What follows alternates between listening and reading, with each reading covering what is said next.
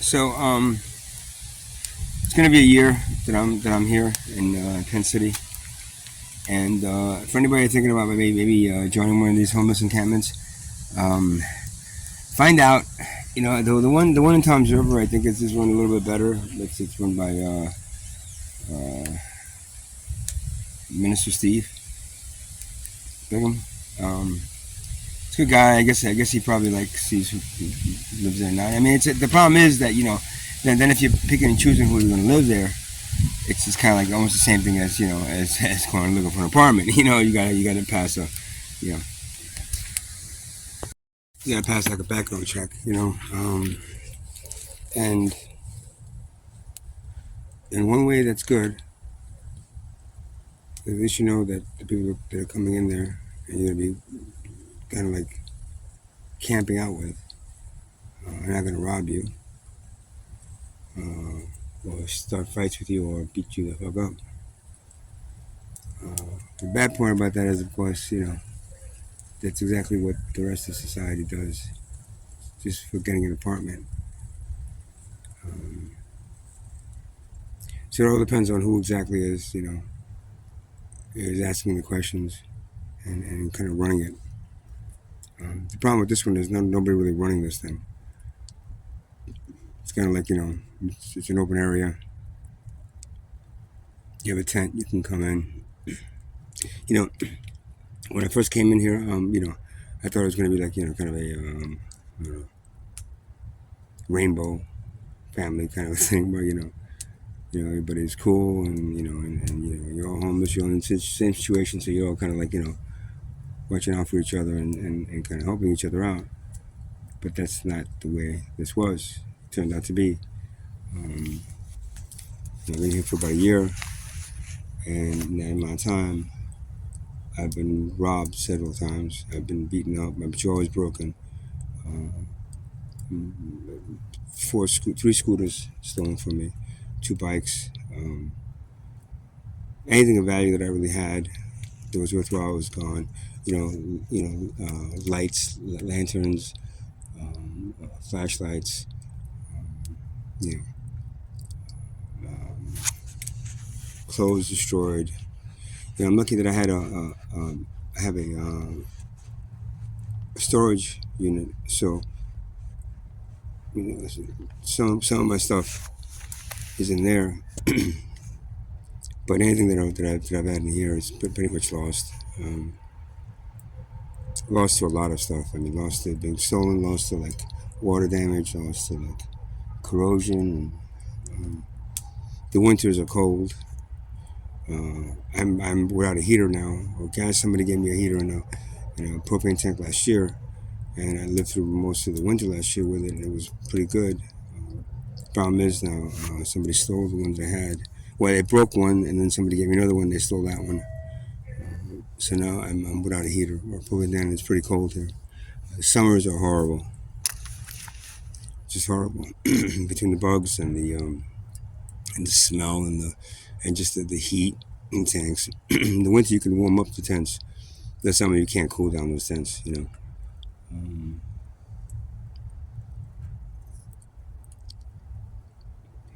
it is the worst part of this whole thing was me getting beat up by this guy a few times, and as you can find and you can see that there's really no help you get from the police. The police really don't.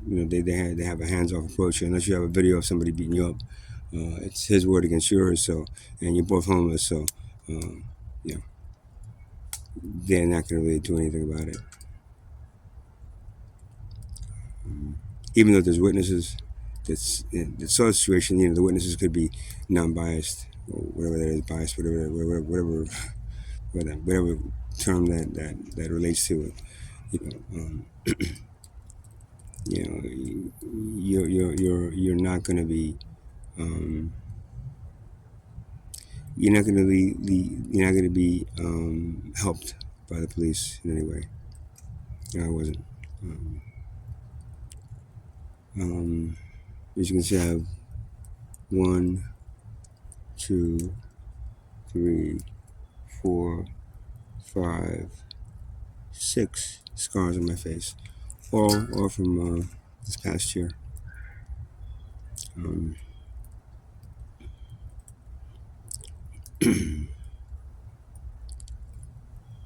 then of course, the whole thing about being homeless and then having people come in here and help you. There's been a few organizations that's come in here and offered us help in the sense where they're trying to get us housing. There's only one organization that actually has done anything, and even that is a long and slow process where um, you know they promise you stuff and then it takes forever to happen. Um, you get food donated here, but the food is you got to get it pretty quickly. The perishable stuff goes fast, and it we don't have refrigeration. We don't have unless you happen to have a big cooler with money to buy ice every day. Um, perishable stuff goes really fast.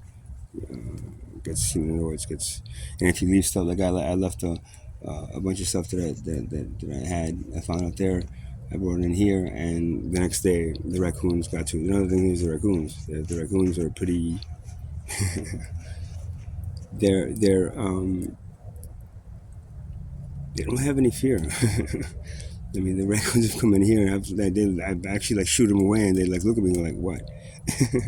Try doing something. So, uh, you know, um, my tent's been destroyed a number of times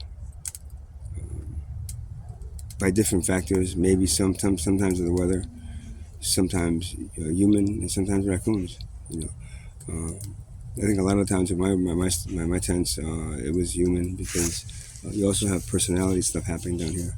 You have ego trips down here. You have, if you don't do something for somebody when they want it, they'll seek retribution, and you know it's easy for them to do something, especially if you're alone. If you're with a group of people or with somebody else, you can watch each other's backs. But when you're by yourself, you leave the tent. The tent is is open to anything, unless you buy a camera and have that camera on all the time and recording stuff and then videotape them doing things at the right angle.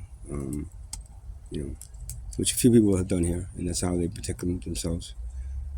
But to me, it's like they'll end up just probably stealing the camera, unless I put it really high up or hide it somewhere where they're not going to find it. Um,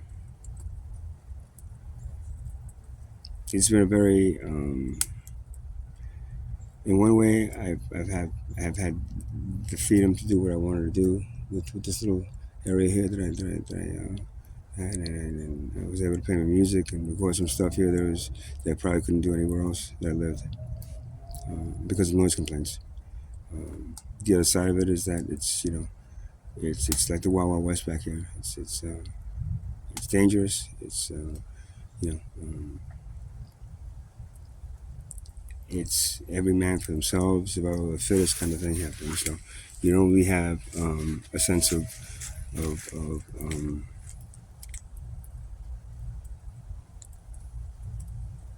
being safe. You know, most of the times you have to deal with that sense, that the level of not being safe. Um, Especially if you piss somebody off for some reason, then all of a sudden and that's kind of where it's always been in the poverty areas that I've lived in. Um, but it's a little bit different, I think. Here, there was a certain sense of camaraderie. Other places that I've lived, here, if you're not part of a little clique, then you're an outsider, and the outsider always gets you know, trampled on. So, um, the lack of any kind of water.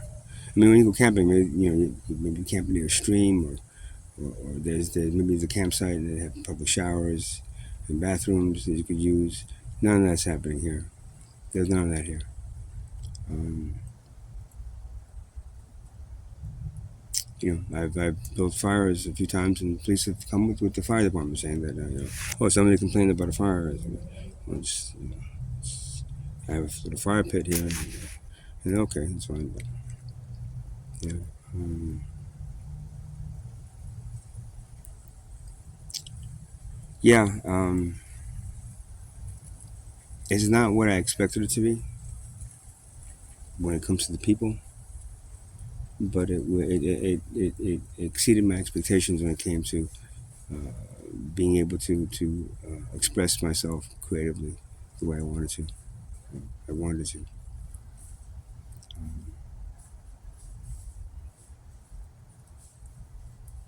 Now I'm just kind of waiting for an apartment to come through, low income apartment that I can afford.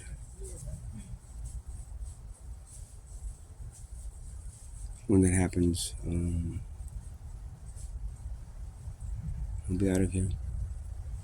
And there were some aspects of this place that I'll miss,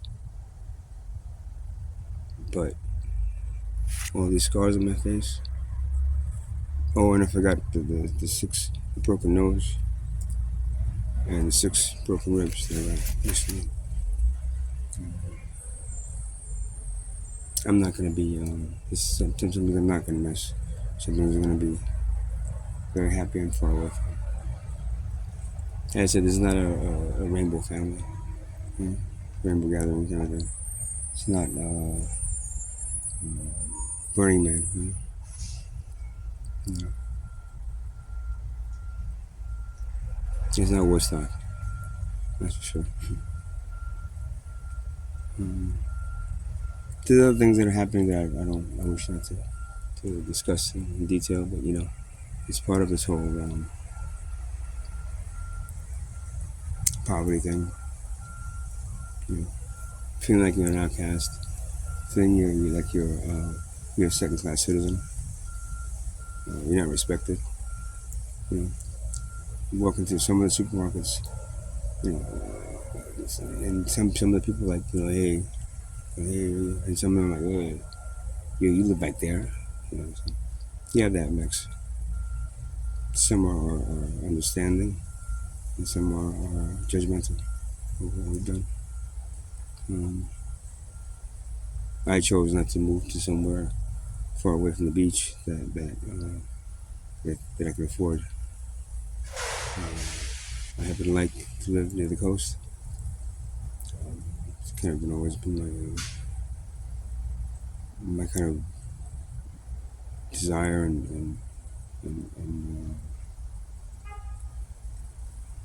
I feel drawn to the ocean, even though I haven't gone to the beach once this year, except for maybe at night. Um,